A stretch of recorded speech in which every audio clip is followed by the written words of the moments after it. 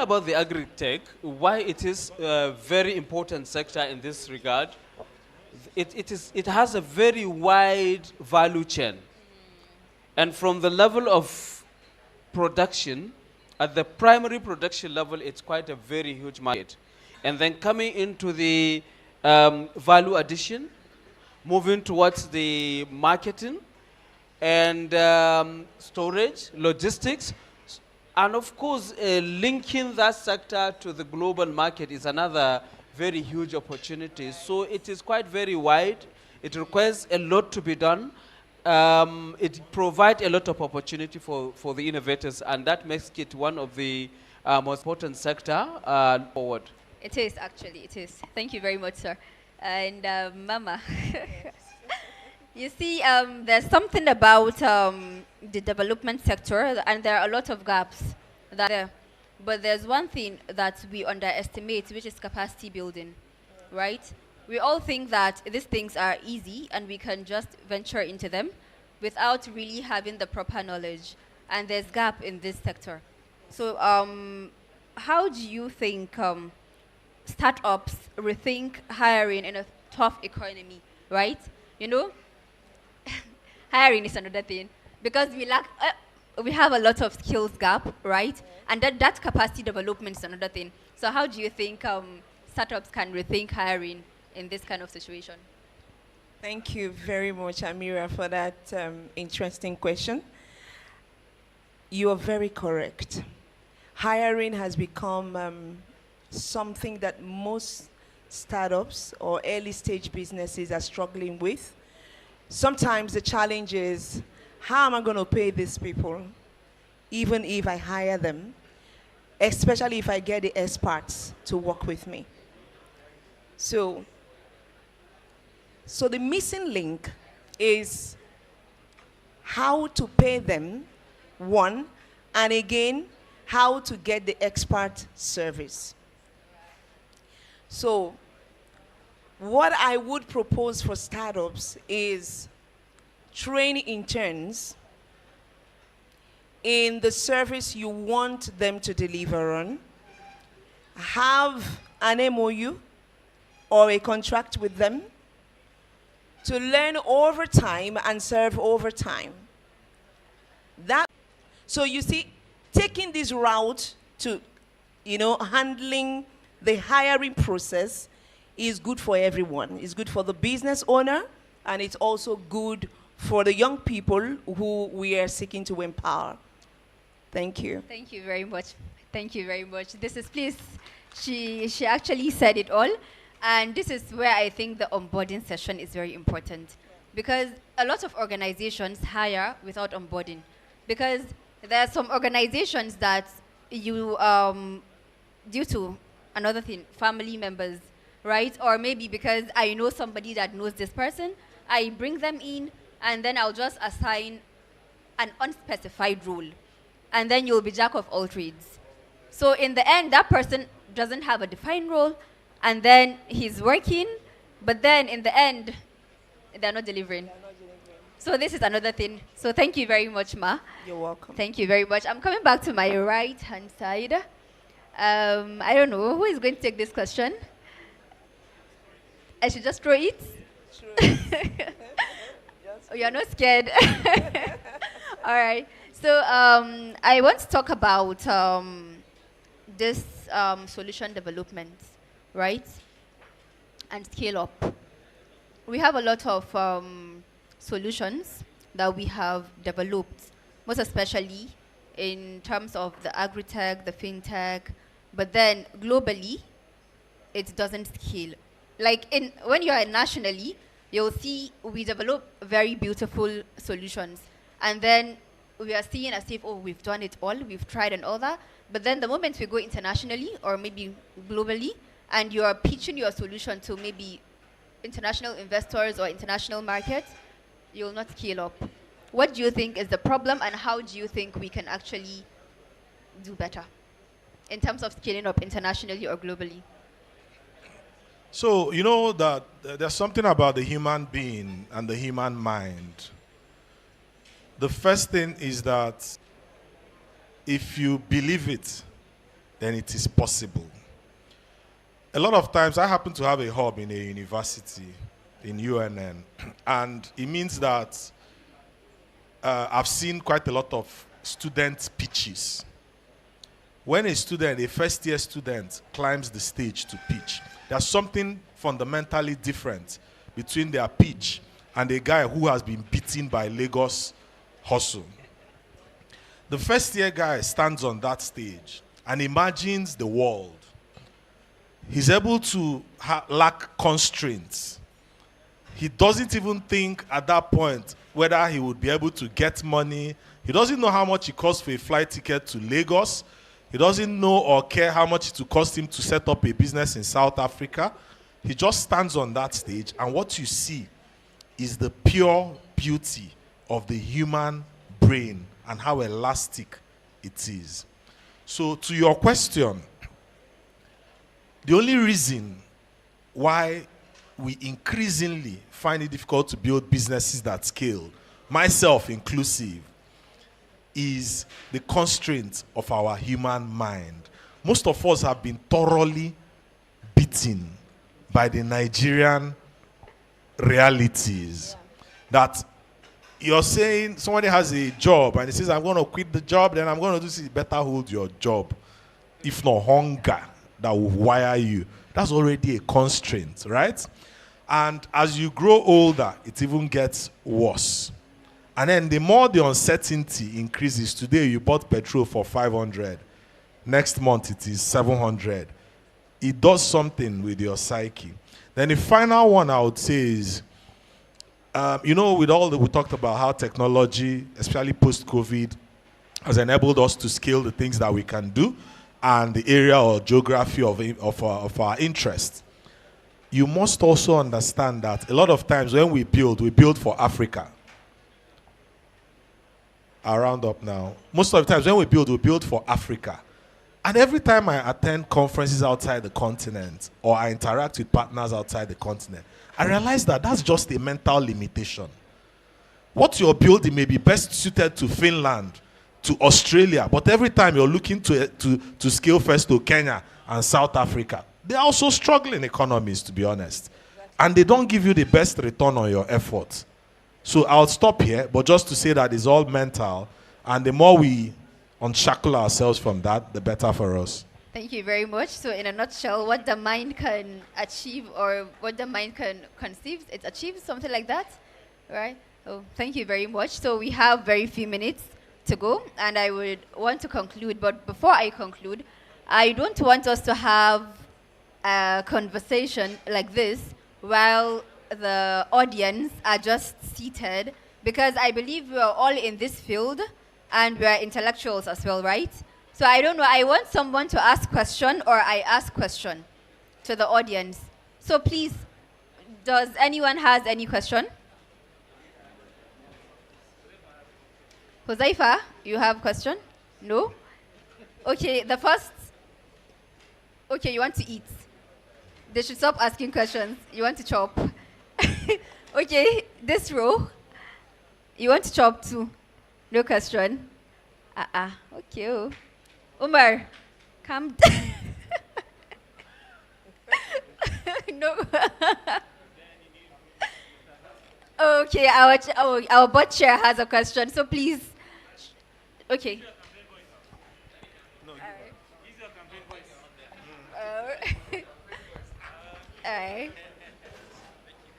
All right. Thank you very much. I want to congratulate Nafal on the short address we listened to here. It is very profound that you've been able to achieve this within 2 years. It's magical. And my only question is with respect to that, the achievement you have presented to us today. So the question is, what is that one thing that is still limiting you from, because we know this is not what your dream, the picture you have for Katsina State is not what we have experienced today. So what's that one thing that is preventing you, stopping you, limiting you from achieving that dream? Thank you. That's a really interesting question. And you said one thing. Yeah, just one. Okay, so let me begin by acknowledging the immense support we get from His Excellency the Governor. We're only able to achieve all that we have achieved in the 2 years you mentioned because he understands what we're doing and he stands fully with us. But one thing with leading any project or any change is that regardless of the will, the backing, the money, there will always be one thing or the other limiting you. And in this case, I would say the human part of leading a digital transformation. You can have the most brilliant ideas, you can have the billions, but in the end, whatever it is that you're building or you want to achieve goes back to the people who must be at the center of whatever it is that you want to achieve. For example, we are a progressive state, but we have a very conservative culture. And we're bringing something that is new, not just in Nigeria, but all over the world as well. So there certainly would be some friction when it comes to introducing things that are considered alien to, to the business of government, for example. So we do face a lot of those challenges, but it's one thing that we are continuously working on. As I mentioned earlier, for us to achieve that whole of government digital transformation, there are so many questions we have to answer. And not just verbally, but with action. We had the issue of power, for example. We answered that question. We had the issue of connectivity. We've answered that question. We had the issue of storage infrastructure. We've answered that question. We're continuing to also answer the question of skill gaps, right? And mistrust of the technology that we're trying to introduce. So if there's one thing I would say, it would be that, but I think we were not expecting for it to be a walk in the park. It's going to be a continuous struggle, and that we're going to innovate around it, because in the end, it's all about innovating around an idea. It's called public sector innovation for a reason. So we're going to continue to work towards that. Inshallah, we're going to continue to see more results. Thank you. Thank you. Okay. Maybe he can add 5 extra more minutes. Can you? 2 more? All right, thank you. So we would want to have, before we have the last words, he talked about innovation. And there's this, I don't know, is it a misconception or misunderstanding, or maybe because the word is there. So we all thought that, or think that innovation is tech, right? So I don't know, how do you explain it properly? Because, one thing is, people think innovation is just tech, not about like evolving, do different things in a different way to scale up, So how would you address this? Because we are very conservative, as you see, our culture. So how can we change the narrative so that they'll get that innovation is not just about tech, it's about building something different? For me, I think innovation is simple, right? It's about bringing new ideas to solve old problems, right? Bringing new ideas to remove old obstacles. This is innovation. This is innovation. Maybe before someone sat somewhere or did a research and found out that you can actually print on this and make it into a banner, a lot happened. And it didn't necessarily maybe need a computer, for example. But then they innovated around it and it changes. So, like I said, in digital transformation, it's one thing to think about the brilliant idea, it's one thing to build the solution, but the most important component that we're also ignoring is change management, right? So before we build anything, we try to understudy what is existing, right? And we try to see how we can make it faster, cut costs, and at the same time, without threatening the people that are in that space. And I think that is part of what is contributing towards our success. Mr. Dangana is here. He worked with us on TSA. He knows the struggle that we had to go through, thinking about the idea first, but then doing the process mapping, understanding that for you to move a file from A to B, you have about 13 steps, for example.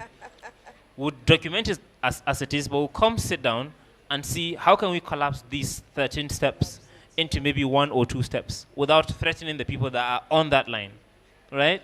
So this is what we are using to cultivate acceptance as far as working with government is concerned, and bridge that trust gap so that we achieve what we need to achieve, because digital transformation is an absolute necessity. It's either we do it now or we'll be forced to do it tomorrow. But either ways, the world is moving, and if you're not ready to move, it will move without you or move you. Thank you.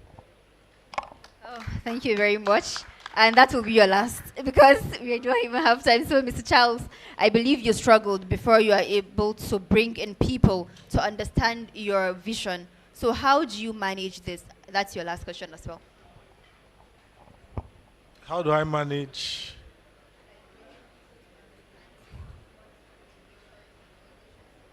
I think that education is the critical part. You can't do much without basic education, which is why one of some of the federal government initiatives around digital literacy is critical.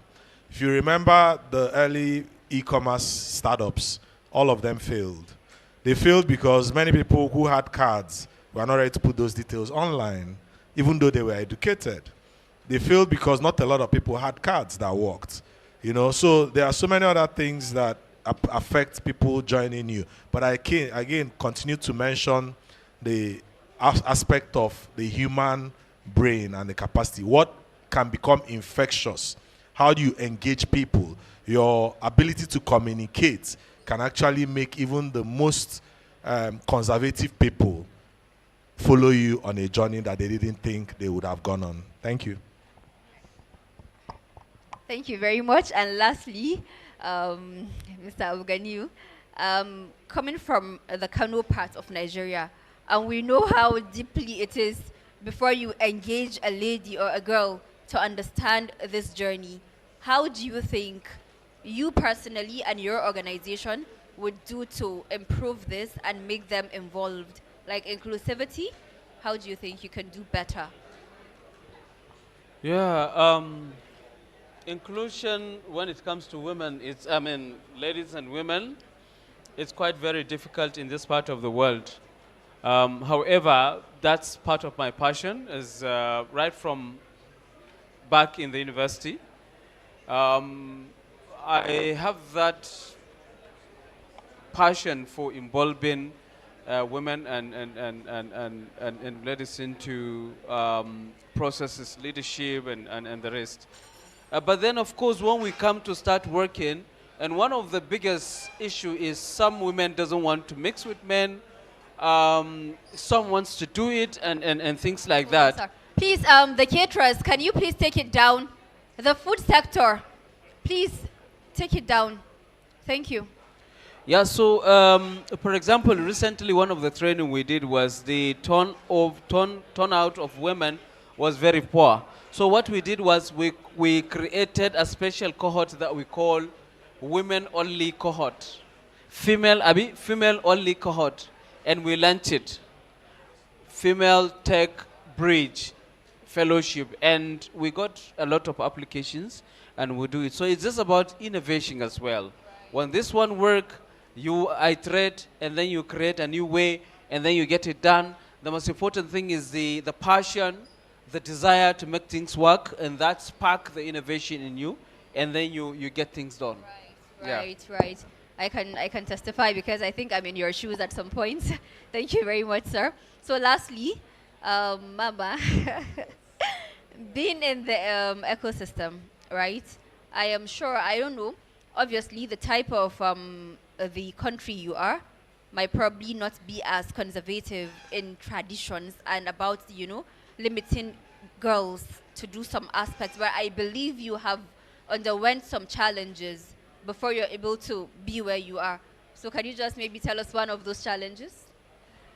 Okay, one outstanding challenge is you're asking yourself, this is a man's world. If I step into this career path, will I be outstanding? Will I get the place to make the impact that I would want to make? So it starts with the mind as well. to say, oh, I'm going to get in here and I will make the difference. So for every woman, what we have decided to do, even in our hub, is when we run our programs, we make it heavily inclusive. We make it heavily inclusive, and we put some clauses to let the female know that this thing is going to benefit them and make a difference for them. So if they know that something is going to shift, either in their business or probably in a skill they want to learn, they would want to pay attention. So it's being able to communicate debate in a way that is able to make them come. Okay? So first is the mindset. Second is communicating the benefits they would gain. And you know, when that happens, you see the ladies show up. So for me, that's what happened. So I had to watch from afar for a while. And then I had to latch on it. Learn from and the I'm sidelines. I don't think I intend to stop anytime soon. You won't stop, inshallah. Thank you. Thank you very much. Please give it up for our panelists. Nah, I can't tell you. Those people there are just eating. I can see you on that table. Please give it up.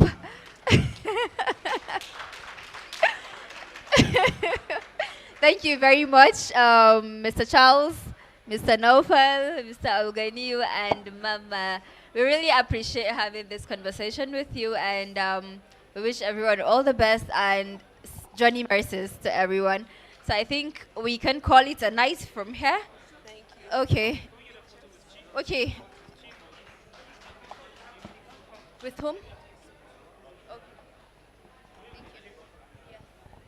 All right, thank you. That has been the fireside chat, an educative session by our amiable moderator and all the panelists. Please put your hands together for them. Let's celebrate them once more. They take the time, but it's not that boring. It's quite encouraging. I like all what you have discussed. Okay, have you taken the pictures, Malam Matazu? Distinguished ladies and gentlemen, moving on. We are now to a number one crux of the event, which is a keynote address. And it is my common honor and a rare privilege to invite the chairman of the Innovation Support Network, ISN, a transformational leader in Nigeria's innovation ecosystem, Mr. Hanson Johnson, to deliver the keynote address. Please join me in welcoming Mr. Hanson Johnson. Wow, I like this now. From the Asian city of Hollywood. Wow, body of ecosystem. Thank you, sir. Thank you. Thank you very much, MC. The Chief of Staff to the Governor of Katsina State, the SA to the Governor on Youth and Sports, DG KATDICT, the immediate past, I'll be the immediate past chairman in Innovation Support Network, Board of Directors, and fellow members, friends, and guests. We are very excited to have Katsina State honor us with this dinner. It is indeed a thing. It is indeed a thing of joy. And if I borrow words from the panel that's just been concluded, this is also a shift from what used to be the norm. We have been witnessing what technology has done across the globe. And in most cases, tech does not stand alone to be tech. You'll be hearing tech for health, health tech, tech for agri-tech, tech for education, ed-tech, tech for commerce, e-commerce, and the rest of them. And today, we witnessed earlier in the evening during the Doba Festival as we were infusing culture with tech. So by the time we come back here next year, or maybe during the Salah Doba Festival, we expect to see smart horses. We expect to see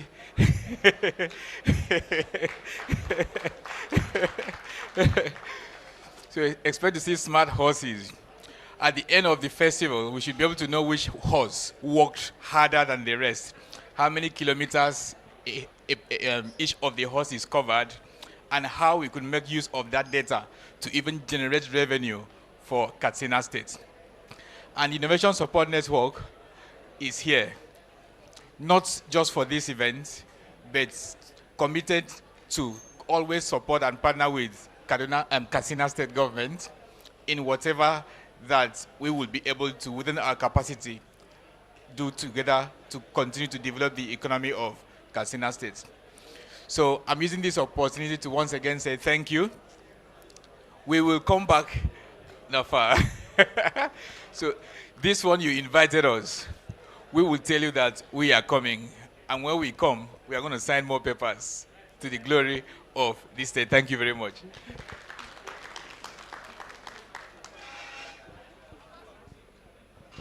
All right, thank you, Mr. Hanson Johnson. Before the speech of His Excellency, keep it there, please. On his behalf is Chief of Staff of Katsina State.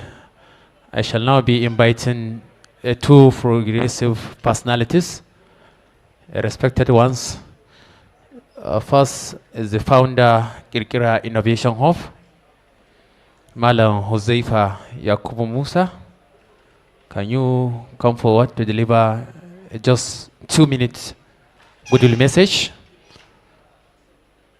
Please join me in welcoming Malam Huzaifa Yakubu Musa, the founder, Kirkira Innovation Hub Katsina. Thank you.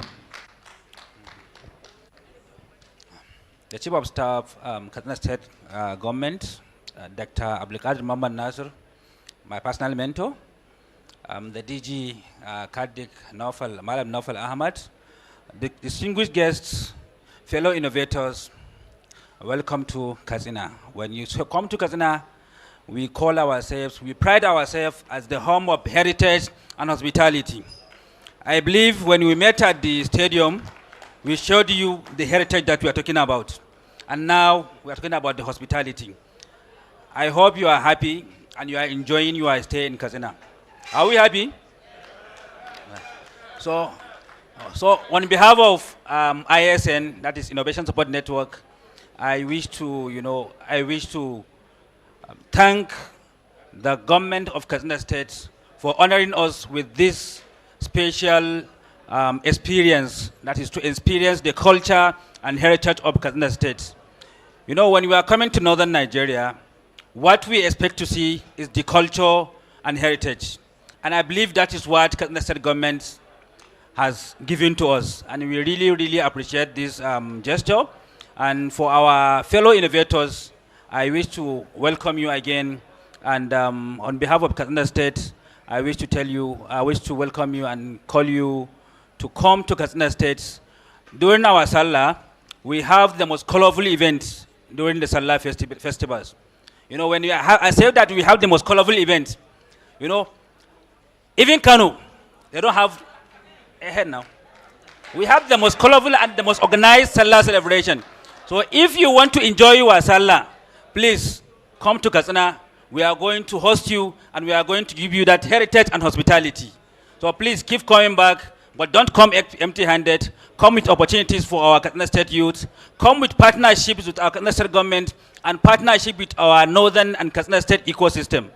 Thank you so much, and thank you Katsina State government for this wonderful opportunity and this wonderful and warm welcome we experienced from you. Thank you so much. Thank you, the founder, Kirkira Innovation Hub, for the hopeful message. Malam Huzaifa Yakubu. We have so many hubs here in Katsina that are lively. I think I shall be inviting another personality, Malam Umar Mustafa Kutawa, the Executive Director, Leave Me Love Innovation Hub. In a white abada. Wow. Thank you. Good evening. Good evening. It seems like you are not happy. Good evening. Sanunku da zuwa Katsina. The Chief of Staff to the government of the state, the Director General of KATDICT, the Chairman, my Chairman, the immediate past Chairman, Mr. Charles, and all the innovators in the room, good evening. Mr. Daniel, are you enjoying Katsina so far? I have a surprise for you later. So Today is very good day for me for a reason. I see people in this room that usually I meet them in Lagos, in Akwa Ibom, or in Abuja. But the state government, under the leadership of His Excellency with the patronage of the DG, said all these people come to Katsina and see what we are doing in Katsina and the innovation that are happening in Katsina. I always look forward to meeting people like Mr. Charles, like Daniel, and say, this is what we are doing in Lumila. We are training people, we are having fellowship. But now we are here in this room and discussing what we are doing in our own comfort zone.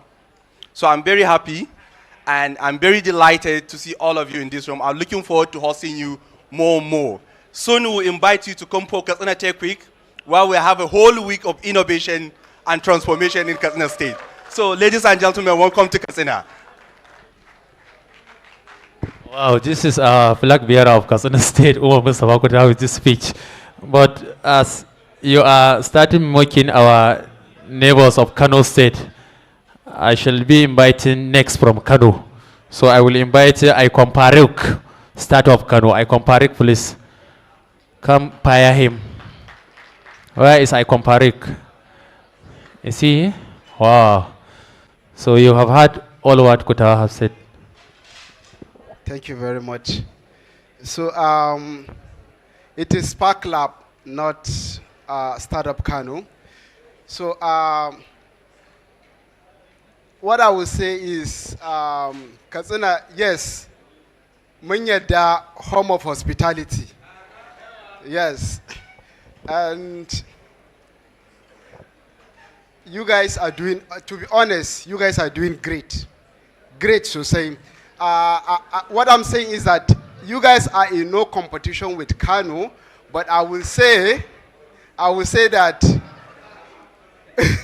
what I will say that, honestly, from first quarter of this year to second quarter of this year, wallahi tallahi, we are so proud of you guys because what you guys are doing, and we wonder why or what happened, the momentum dropped. Yes, this honestly speaking. So we are open and we really want to collaborate, partner with you guys and to make things happen. Thank you very much for hosting us. Indeed, we have seen the hospitality and we appreciate you. All right, thank you, Icon Paruk. Taking it to the last of your goodwill message, I'm inviting the Director of Marketing, ISN, Alhaji Ahmed Idris, to take another 3 good minutes of doing this. Please, more hands to Ahmed Idris. Thank you. You can market your marketing. So before I start,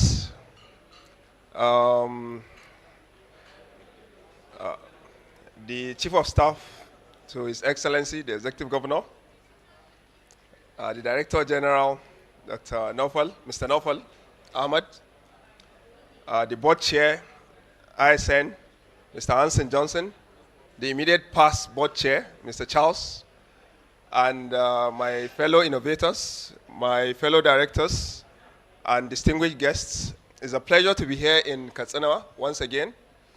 Katsina is actually my second home. I just dropped my wife a couple of hours ago in our family house. And I came and I came a couple of hours later, later than the rest of the team, because I felt like I don't need to rush to Katsina, because Katsina is not going anywhere.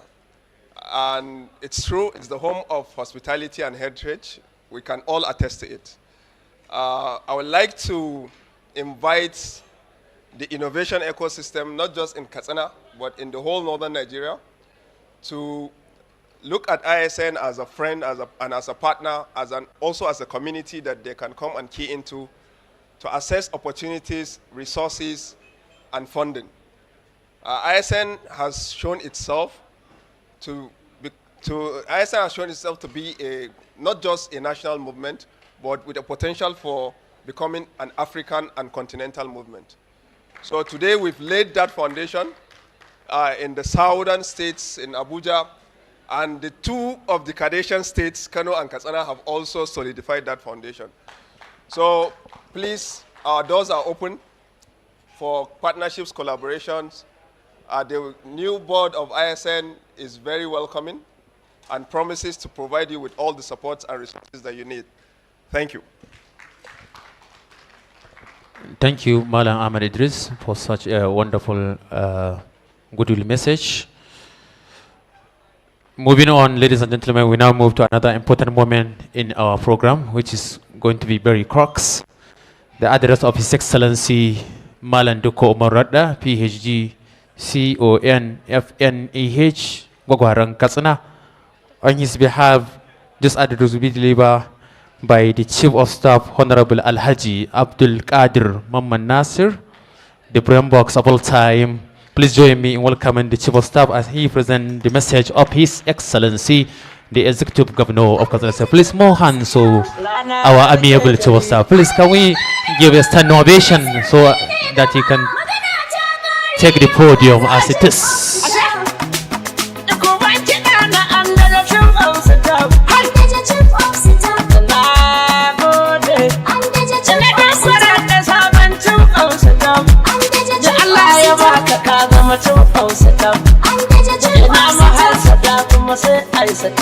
Thank you very much.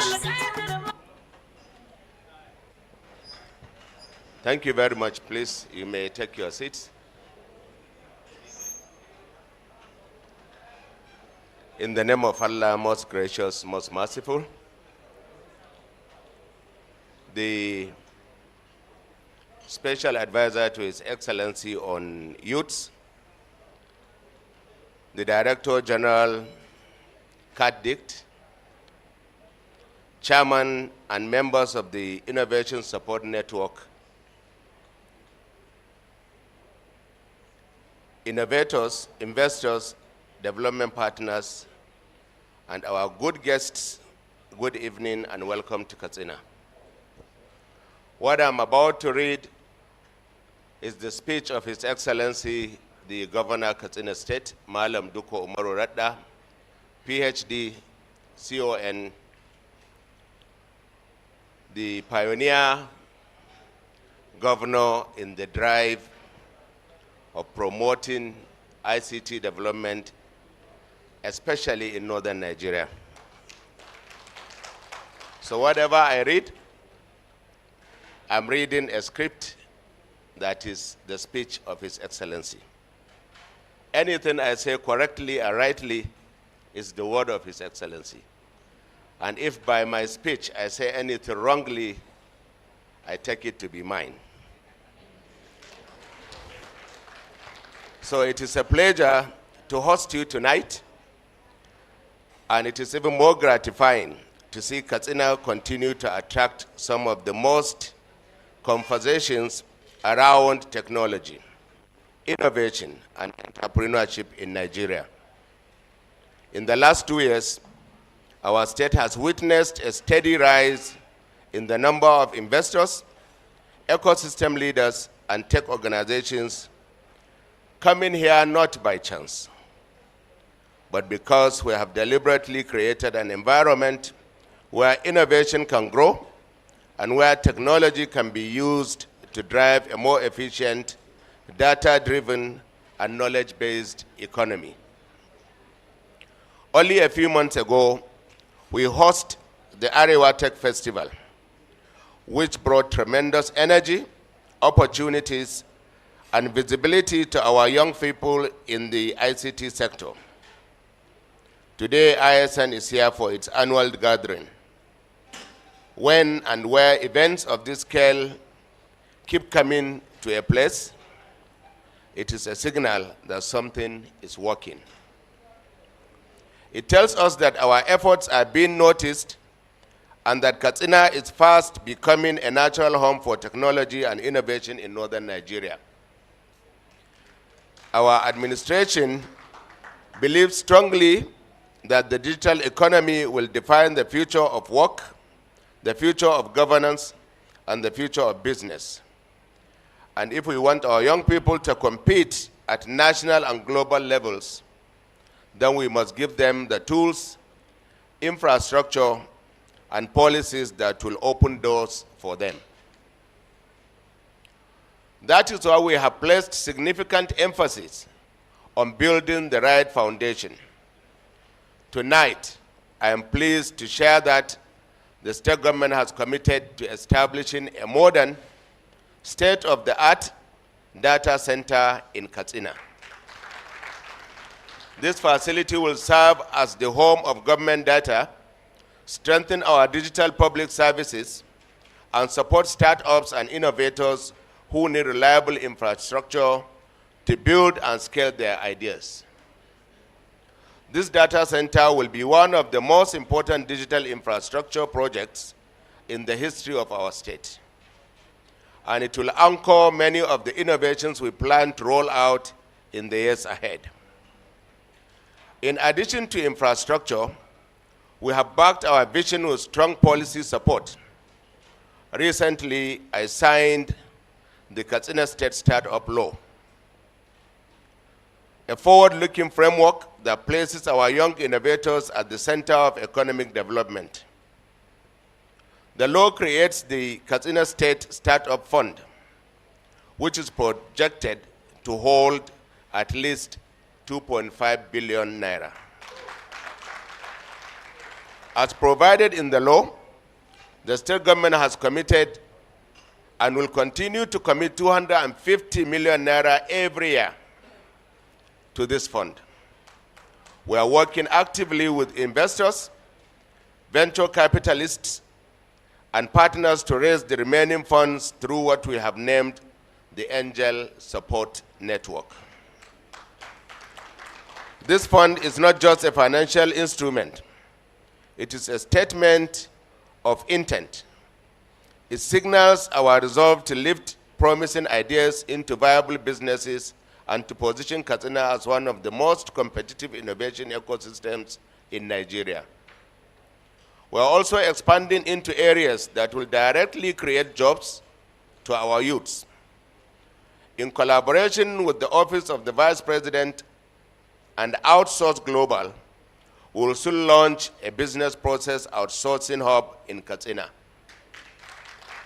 This hub will train and employ young people to deliver remote digital services to clients within and especially outside the country. It will open up new income streams, improve skills, and put Katsina on the map as a preferred destination for knowledge work under the Outsource to Nigeria initiative.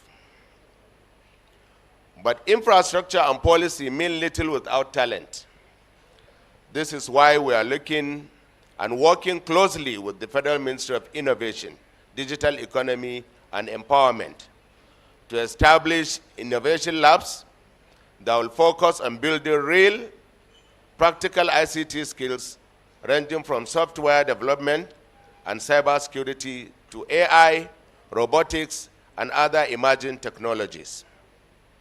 Alongside these labs, we are setting up tech maker spaces across the state. Purpose-built environments where innovators, hardware developers, engineers, and creators can collaborate, experiment, fabricate, and build viable products. These maker spaces will serve as production and innovation hubs, enabling our young people not only to learn digital skills, but to apply them in creating solutions that can fit directly into Katsina's growing digital economy. Everything we are doing is tied together by one central institution, the KATDICT. In just 2 years, the directorate has become a symbol of what is possible when a state commits fully to digital transformation. The work done so far in platforms, infrastructure, policy, and ecosystem growth has positioned Katsina as the active driver of innovation in northern Nigeria. And we are only at the beginning. Our goal is to build a digital economy strong enough to create opportunities for our people, attract investment, and position Katsina as the home of the first billion-dollar digital economy driven from northern Nigeria. To the ISN leadership and community, we appreciate your confidence in Katsina. Your presence here is deeply encouraging. It tells us that the work we are doing is aligned with national aspirations. It tells us that our young people are being seen, and it tells us that the future we are building is a shared future. On behalf of the government and people of Katsina State, I welcome you once again. We are honored and most honored as such to host you. We are happy to partner with you, and we look forward to many more engagements in the years ahead. Thank you, and God bless you all. God bless Katsina State, and God bless the Federal Republic of Nigeria. This is the speech of His Excellency the Governor. Now, you people can sit down.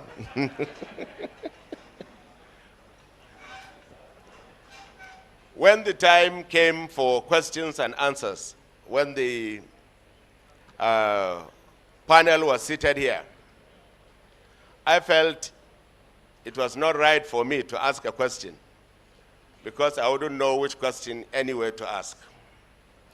But then as I was discussing with the, what's her position again?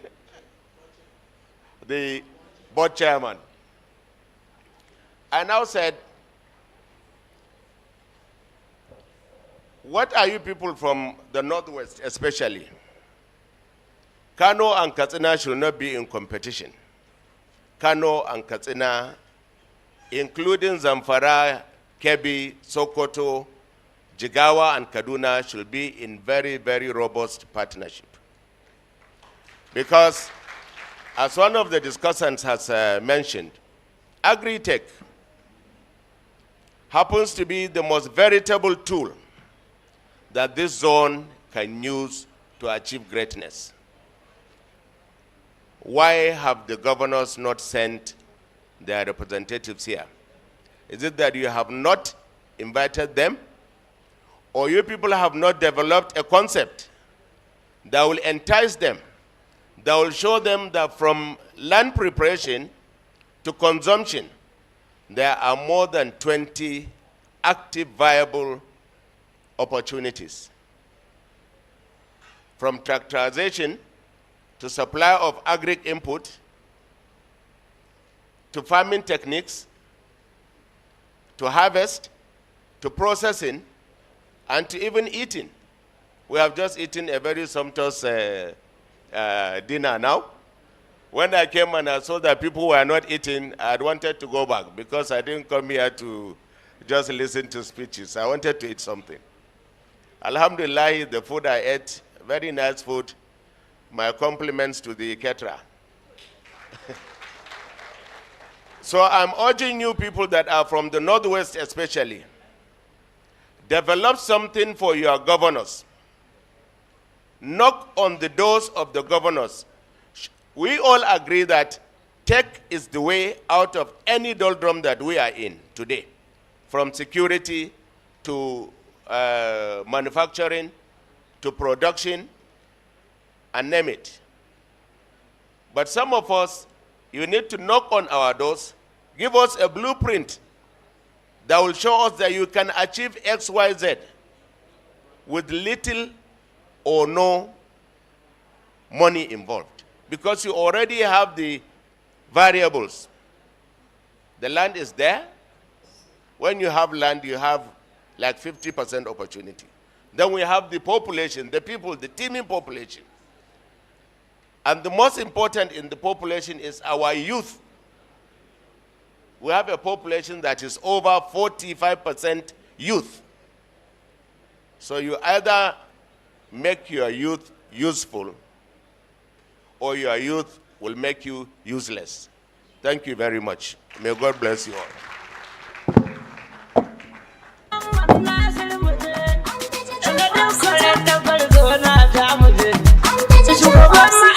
I can see another standing ovation. Wow. With so much clap, energetic clap. This is more than a mosquito clap that we know. This is another energizer. Thank you, thank you, thank you. We appreciate all of you.